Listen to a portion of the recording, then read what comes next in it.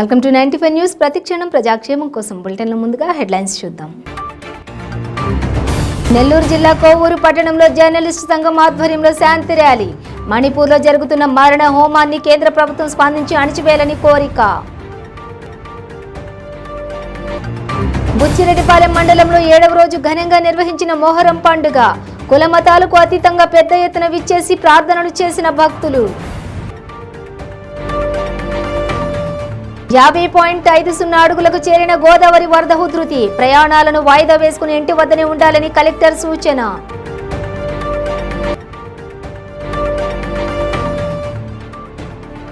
Patancheru MLA పెద్ద కుమారుడు గూడెం విష్ణువర్ధన్ రెడ్డి మృతి. పటాన్చేరు నియోజకవర్గం వ్యాప్తంగా అలుముకున్న విషాద ఛాయలు.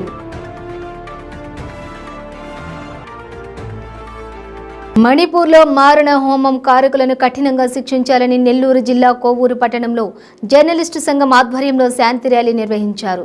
ఈ సందర్భంగా తొలుత జాతిపిత మహాత్మా గాంధీ విగ్రహానికి పూలమాలలు వేసి నివాళులర్పించారు. అనంతరం మీడియా మిత్రులు గాంధీ సెంటర్ నుండి బజార్ సెంటర్ వరకు కొవ్వొత్తులు పట్టుకుని శాంతి ర్యాలీ నిర్వహించారు. ఈ సందర్భంగా బజార్ సెంటర్లో మీడియా మిత్రులు మాట్లాడుతూ మణిపూర్లో జరుగుతున్న మారణ హోమాన్ని కేంద్ర ప్రభుత్వం స్పందించి అణిచివేయాలని కోరారు. అసాంఘిక శక్తులు, అరాచక వ్యక్తులు మహిళలపై దాడులు, హత్యలు, అత్యాచారాలు, గృహదానాలు, మూకుమ్మడి అత్యాచారాలు యథేచ్ఛగా పోలీసుల సమక్షంలోనే జరుగుతున్నప్పటికీ కూడా అడ్డు అదుపు లేకుండా పోయిందన్నారు. కేంద్ర ప్రభుత్వం మణిపూర్కు రక్షణ బలగాలను తరలించినా ఇంతవరకు అక్కడ శాంతిని నెలకొల్పలేకపోవడం దారుణమన్నారు. ఇకనైనా కేంద్ర రాష్ట్ర ప్రభుత్వాలు స్పందించాలని డిమాండ్ చేశారు. ఈ కార్యక్రమంలో print and electronic media and social media మిత్రులు పాల్గొన్నారు. పత్రికల్లో మీడియాలో చూస్తుంటే మణిపూర్ మంటల్లో కాలిపోతుంది. దీనికి ఎవరు కారకులు?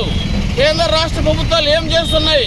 గత 2 నెలల నుంచి మన అక్కలు, చెల్లెలు, తల్లులు లాంటి వాళ్ళు పట్టపగలు నడి రోడ్డు మీద హత్యలు, అత్యాచారాలు, మారణ హోమం సృష్టిస్తూ ఉంటే కేంద్ర రాష్ట్ర ప్రభుత్వాలు ఏం చేస్తున్నాయని కోవూరు జర్నలిస్ట్ సంఘం ప్రశ్నిస్తుంది. అక్కడ మైతై వర్గం, కుకీ వర్గాల మధ్య జరుగుతున్న మారణ హోమాన్ని కేంద్ర ప్రభుత్వం తలుచుకుంటే 2 రోజుల్లోనే అరికట్టే సత్తా ఉంది. కానీ మన దేశం, మన ప్రధాని ఇంతవరకు కనీసం సరైన చర్యలు తీసుకోవడం శోచనీయం. ఒక పక్క చంద్రయాన్-2 అంటూ మనము ఆకాశ చంద్రమండలం మీద అడుగు పెడుతున్నాం. మరోవైపు మన కులం, మతం, మారణకాండాలతో ఇంకా వెనకబడిపోతున్నాం, ఎక్కడో వెళ్ళిపోతున్నాం.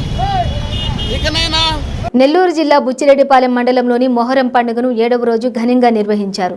పట్టణంలోని పాత కాశీపాలెం, పీర్ల చావడి వీధి, కాజానగర్, హౌస్ తోట ప్రాంతాల్లోని భక్తులు అధిక సంఖ్యలో విచ్చేసి పీర్లను దర్శించుకుని మొక్కులు తీర్చుకున్నారు.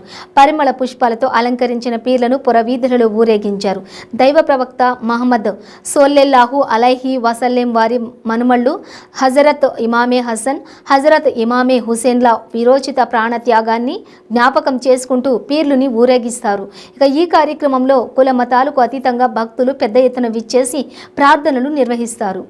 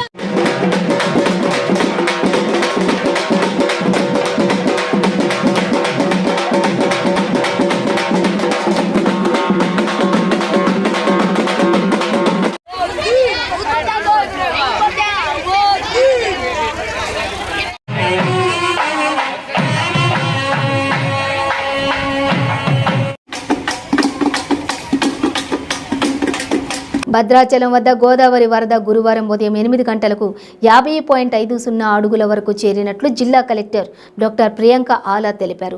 రెండో ప్రమాద హెచ్చరిక కూడా అమల్లో ఉన్నట్లు చెప్పారు. రహదారులపైకి వరద నీరు చేరిన ప్రాంతాలతో పాటుగా పొంగుతున్న వాగులు దాటుకుంటూ భారీ కేడింగ్ చేసినట్లు చెప్పారు. వరద ఉధృతి కొనసాగుతుందని, అలాగే ఎడతెరిపి లేకుండా కురుస్తున్న వర్షాల వల్ల వాగులు వంకలు పొంగి పొర్లుతున్నాయని, ప్రజలు పరిస్థితులు సాధారణ స్థితికి వచ్చేంత వరకు కూడా ప్రయాణాలను వాయిదా వేసుకుని ఇంటి వద్దనే ఉండాలని కలెక్టర్ స్పష్టం చేశారు. భద్రాచలం వద్ద గోదావరి నది నుండి 12,86,136 క్యూసెక్ల వరద నీరు దిగువకు విడుదల చేస్తున్నట్లు కలెక్టర్ డాక్టర్ ప్రియాంక ఆలా తెలిపారు.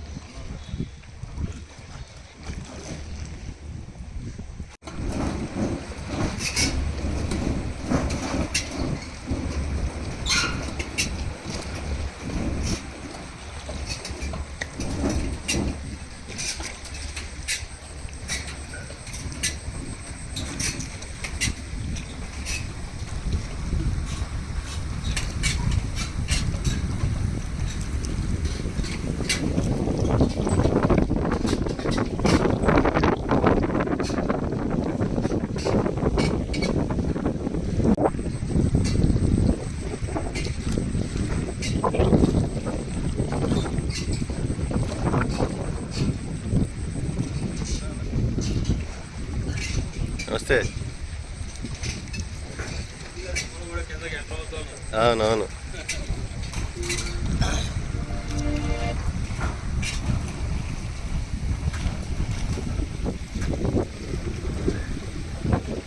సంగారెడ్డి జిల్లా పటాన్చెరు ఎమ్మెల్యే గూడెం మహిపాల్ రెడ్డి పెద్ద కుమారుడు గూడెం విష్ణువర్ధన్ రెడ్డి అనారోగ్యంతో మృతి చెందారు. గత 3 రోజుల నుండి కాంటినెంటల్ ఆసుపత్రిలో చికిత్స పొందుతూ ఈ రోజు ఉదయం 2:30 మృతి చెందారు. ఈ సంఘటన పటాన్చెరు నియోజకవర్గ వ్యాప్తంగా విషాద ఛాయలు అలుముకున్నాయి.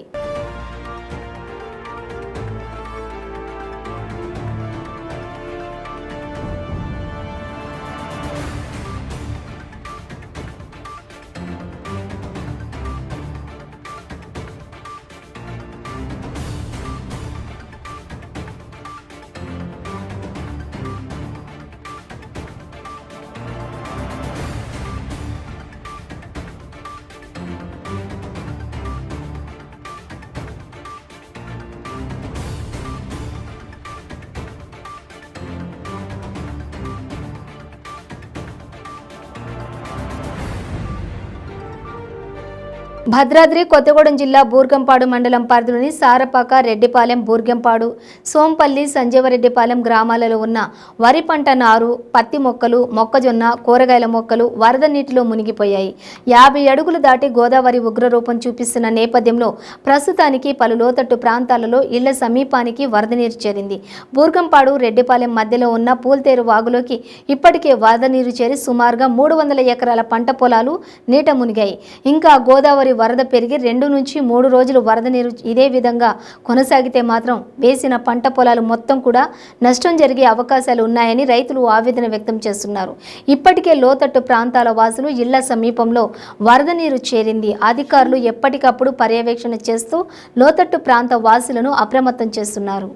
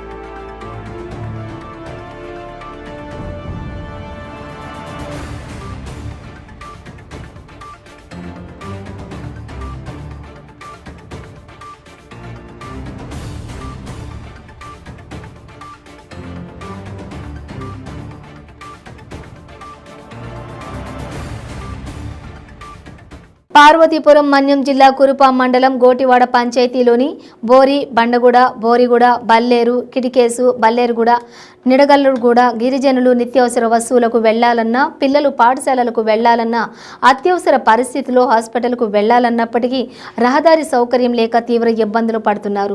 ఎటువంటి అవసరాలు ఏర్పడినా గోటివాడ సమీపంలోని గెట్టు దాటి నడుచుకుని వెళ్లే పరిస్థితి ఏర్పడుతుందని ఆవేదన చెందుతూ ఉన్నారు. ఏళ్ల తరబడి ఈ గడ్డపైనే వంతెన ఏర్పాటు చేయాలని విన్నవించుకుంటున్నప్పటికీ పట్టించుకునే నాదుడే కరువయ్యాడంటూ దీంతో తప్పని పరిస్థితిలోని బోరి బండగూడ గ్రామస్తులు స్వచ్ఛందంగా ముందుకొచ్చి గత ఏడాది కర్రలతో వంతెన నిర్మించుకున్నారు. వాగు ఉధృతి పెరగడంతో కర్రల వంతెన పాడైపోయింది. ప్రస్తుతం ఆయా గ్రామాల ప్రజలు స్వచ్ఛందంగా ముందుకొచ్చి శ్రమదానంతో ఇనుప వంతెనను నిర్మించుకొని రహదారి నిర్మించుకుంటున్నారు. గతంలో విపరీతంగా వర్షాలు కురవటంతో గడ్డలోని ఇద్దరు మృతి చెందారు. ఇక ఈ పరిస్థితిలో గెడ్డ దాటాలంటే బిక్కుబిక్కుమంటూ గెడ్డ దాటుతున్నామని గిరిజనులు ఆవేదన వ్యక్తం చేస్తున్నారు. గిరిజన అభివృద్ధి కోసమే ఐటీడీఏ ఉందంటారు. గత కొన్ని సంవత్సరాలుగా రోడ్డు లేక వంతెన లేక చాలా ఇబ్బందులు పడుతున్న గిరిజనులకు ఐటీడీఏ పట్టించుకోవడం లేదని ఆగ్రహం వ్యక్తం చేశారు. ఇప్పటికైనా సంబంధిత అధికారులు స్పందించి తమ గ్రామానికి గెడ్డపై వంతెన నిర్మించి ఆదుకోవాలని గ్రామస్తులంతా కోరుతున్నారు. మాది గుటువాడి పంచాయతీ బోరి గ్రామం బండిగూడెం సార్. ఐటీడీఏ గిరిజనుల కోసమే కదా ఉండేది ఐటీడీఏ. మరి ఐటీడీఏ మా గిరిజనుల కోసం ఉండి కూడా మాకు రోడ్డు బెర్జి ఇవ్వట్లేదు, పట్టించుకోవట్లేదు. ఇప్పటికైనా పట్టించుకోండి. ఐటీడీఏ ఆఫీసర్లు కానీ మా గిరిజన మంత్రులు కానీ ఇప్పటికైనా అర్థం చేసుకొని ముందుకొచ్చి మా బెర్జికి రోడ్డుకి అయినట్టు చూడండి. వాళ్ళందరూ పడుకుండిపోయారా, నిద్రపోయారా, లేకపోతే ఇలా మేము ఇన్ని సంవత్సరాలుగా కష్టపడి గడ్డ దాటి వెళ్ళలేక బెర్జీలు కడుతూ మేము కర్రలకి బెర్జి చేసి పిల్లలకి స్కూల్కి పంపించి మార్కెట్లకి వెళ్ళడానికి ఇలా ఇన్ని బాధలు పడుతూ వాట్సాప్ పంపిస్తున్నాము. మరి ఐటీడీ ఆఫీసర్లు పిఓ గారు చూస్తూ కూడా పట్టించుకోవట్లేదు. అంటే చూసి అలా నిద్రపోతుండ్రా, లేకపోతే మాకు వ్యతిరేకంగా ఇలా చేస్తుండ్రా.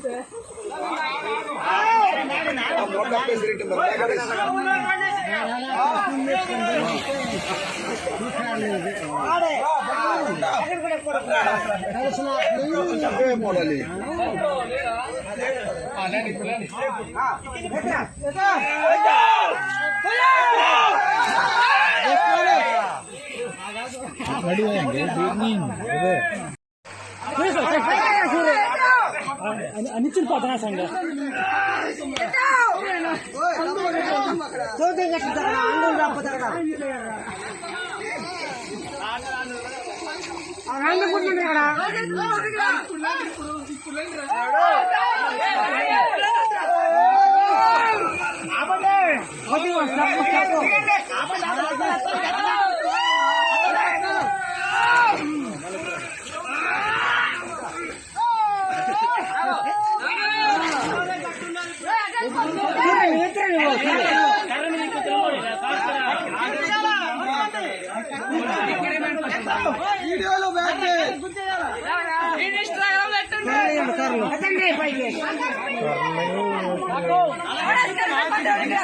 జగిత్యాల జిల్లా ఇబ్రహీంపట్నం మండలం యామాపూర్ గ్రామంలో చెరువులు, కుంటలు, వాగులు నిండి పొంగి పొర్లుతున్నాయి. పెద్ద చెరువు నిండటంతో లో లెవెల్ బ్రిడ్జి దాటలేక రాకపోకలకు పలు అంతరాయాలు కలుగుతూ ఉన్నాయి. నియోజకవర్గంలో అన్ని గ్రామాల్లోని మొక్కజొన్న, పసుపు, వరి, సోయాబీన్, పత్తి పంటలు నీట మునిగిపోయాయి.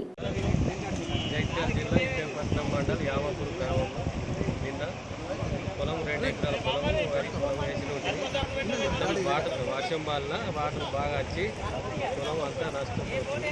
అంతా నీళ్ళు మీరు ఏమన్నా ఆదుకోగలరు రైతులను, ప్రభుత్వము ఆదుకోవాలి రైతులను. జైత్యాల జిల్లా ఇబ్రహీంపట్నం మండలి ఆంపూర్ అనే గ్రామంలో ఇంకా 40-50 సంవత్సరాల కింద పొంగిపోలనంతా వర్షాలు పడడం వల్ల వాగులు వంకలు పొంగిపోవడం వల్ల రైతులకు బాగా నష్టం జరిగింది. యామపూర్ రైతులకు పంట నష్టం బాగా జరిగింది. మోటార్లు కొట్టుకుపోవడం కానీ నిన్ననే పొలాలు వేసిన వాళ్ళు మొత్తం కొట్టుకుపోవడం జరిగింది.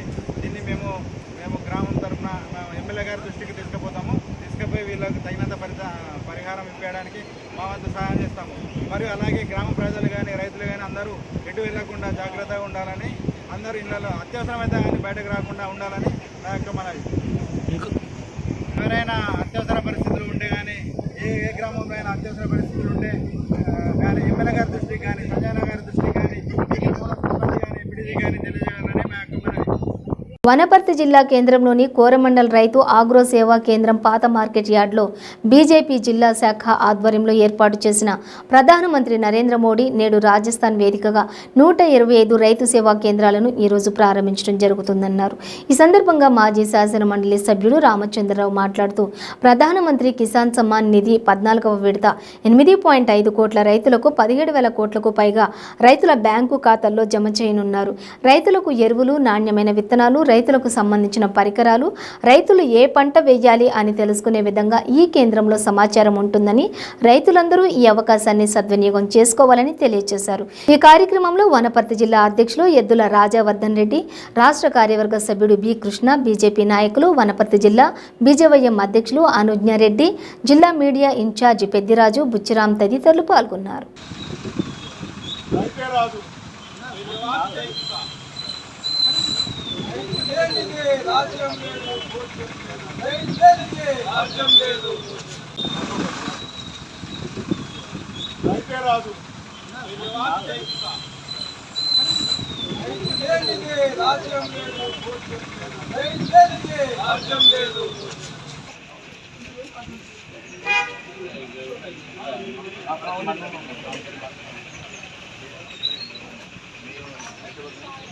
వనపర్తి కేంద్రంలో ప్రధానమంత్రి కిసాన్ సమ్మాన్ కేంద్ర ఏదైతే రాజస్థాన్లో ప్రధానమంత్రి గారు దాన్ని ఉద్ఘాటిస్తున్నారో దాని సందర్భంగా దేశవ్యాప్తంగా కూడా అన్ని మండల కేంద్రాల్లో, జిల్లా కేంద్రాల్లో రైతులతో భారతీయ జనతా పార్టీ కార్యకర్తలందరూ కూడా ప్రధానమంత్రి ఈ సందర్భంగా మాట్లాడినటువంటి మాటల్ని విందామని మొత్తం రైతులు, దేశంలో రైతులందరూ కూడా ఈరోజు చాలా ఆసక్తిగా ఎదురు చూస్తున్నారు.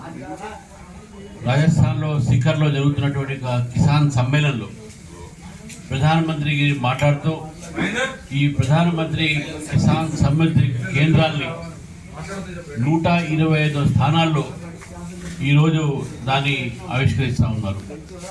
మరి ప్రధానమంత్రి కిసాన్ సమ్మాన్ కేంద్రాలు ఏది ఉన్నాయో ఈ కేంద్రాల్లో మనకు రైతులకు ఎరువులు, విత్తనాలు, అదేవిధంగా అన్ని రకాలమైనటువంటి వాళ్ళకి సంబంధించినటువంటి ఏవైతే ఫెసిలిటీస్ ఉంటాయో, వాళ్ళకి ఉన్నటువంటి వెసులుబాటు ఉంటాయో అన్నీ కూడా కలిగించేటటువంటి కేంద్రాలు. ఒక ఎరువులు మాత్రమే కాకుండా నాణ్యమైనటువంటి విత్తనము, అదేవిధంగా రైతుకు కావాల్సినటువంటి పరికరాలు, మన వ్యవసాయానికి కావాల్సిన పరికరాలు, సాయిల్ టెస్టింగు, సాయిల్ హెల్త్ సంబంధించినటువంటి వివరాలు, అదేవిధంగా ఏ పంట వేయాలి అనేటువంటి వివరాలు, అన్ని రైతులకు కావాల్సినటువంటి సమాచారాన్ని ఆ ఒక కేంద్రంలో ఎరువులతో పాటు, ఈ విక్రయాలతో పాటు ఈ యొక్క వ్యవస్థను కూడా అక్కడ చేయడం జరుగుతుంది. ఈ కేంద్రాల ద్వారా జిల్లా వ్యాప్తంగా కురుస్తున్న భారీ వర్షాల నేపథ్యంలో క్షేత్రస్థాయిలో పరిస్థితులను రాష్ట్ర రవాణా శాఖ మంత్రి పువ్వాడ అజయ్ కుమార్ ఎప్పటికప్పుడు పరిశీలిస్తూ అధికారులకు పలు ఆదేశాలు ఇస్తూ ఉన్నారు. ప్రకృతి వైపరీత్యాలు అడ్డుకోలేం కానీ నష్టాన్ని నివారించగలం అంటూ జిల్లా వ్యాప్తంగా క్షేత్రస్థాయి అధికారులను సైతం ఎప్పటికప్పుడు సమన్వయం చేస్తూ ప్రాణ నష్టం జరగకుండా పరిస్థితులు చక్కదిద్దాలని అధికారులను ఆదేశించారు. ఎగువన కురుస్తున్న భారీ వర్షాలు ఒక పక్క, వివిధ ప్రాజెక్టుల నుండి వస్తున్న ఇన్ఫ్లోతో భద్రాచలం వద్ద గోదావరికి వరద పోటెత్తిందని మంత్రి అన్నారు. రెవెన్యూ, పోలీస్, విద్యుత్, పంచాయతీరాజ్, ఇరిగేషన్, ఆర్ఎండ్బి, వైద్య శాఖల అధికారులు, క్షేత్రస్థాయి సిబ్బందిని నిత్యం అప్రమత్తంగా ఉంచాలని సూచించారు. అత్యవసరమైతే తప్ప ప్రజలు ఎవరూ కూడా ఇళ్ల నుంచి బయటికి రావద్దని మంత్రి విజ్ఞప్తి చేశారు. మత్స్యకారులు, జాలర్లు చేపల వేటకు వెళ్లొద్దని సూచించారు. ప్రజలు బయటకు రాకుండా కట్టుదిట్టమైన చర్యలు తీసుకోవాలని జిల్లా ఎస్పీ వినీత్ను ఆదేశించారు. జిల్లా వ్యాప్తంగా పోలీస్, ఇరిగేషన్ అధికారులందరూ ముంపు ప్రాంతాల్లోని ఉండి పరిస్థితులను ఎప్పటికప్పుడు పరిశీలించాలని అధికారులను ఆదేశించారు. భద్రాచలంలో ప్రస్తుతం కొనసాగుతున్న పునరావాస కేంద్రాలకు అదనంగా పరిస్థితులను బట్టి అదనపు పునరావాస కేంద్రాలు ఏర్పాటు చేయాలని సూచించారు. ఎలాంటి పరిస్థితుల్లోనైనా ఎదుర్కొనేందుకు జిల్లా యంత్రాంగం సర్వం సన్నద్ధంగా ఉండాలని చెప్పారు. ప్రాణ నష్టం జరగకుండా తగు చర్యలు తీసుకోవాలని, అందుకు అధికార యంత్రాంగం అంతా కూడా పటిష్ట చర్యలు చేపట్టాలన్నారు. ఈ కార్యక్రమంలో జిల్లా కలెక్టర్ డాక్టర్ ప్రియాంక ఆలా, వరద సహాయక చర్యల ప్రత్యేక అధికారి Anudeep, ITDA PO Prateek Jain, irrigation అధికారులు తదితరులు పాల్గొన్నారు.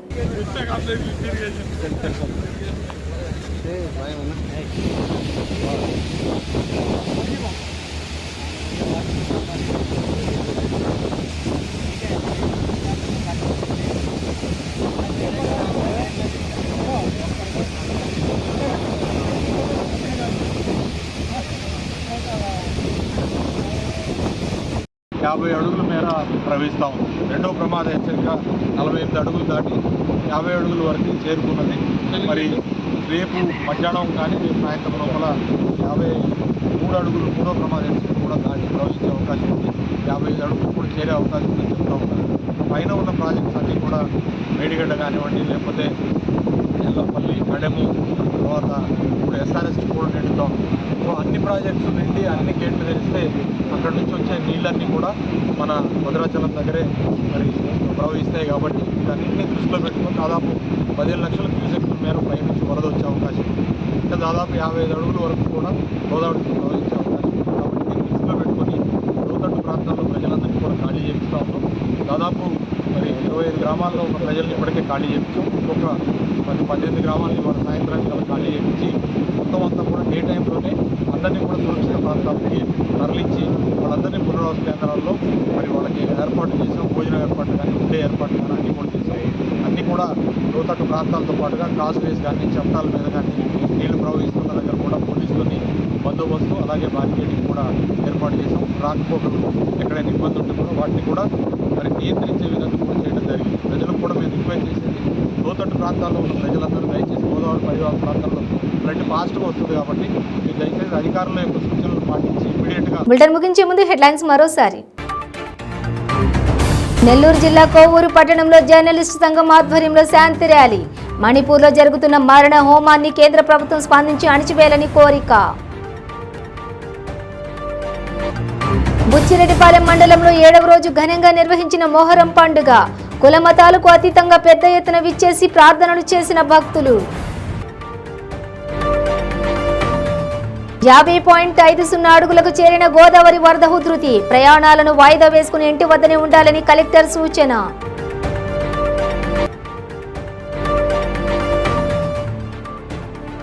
పటాన్చేరు ఎమ్మెల్యే పెద్ద కుమారుడు గూడెం విష్ణువర్ధన్ రెడ్డి మృతి. పటాన్చేరు నియోజకవర్గం వ్యాప్తంగా అలుముకున్న విషాద ఛాయలు.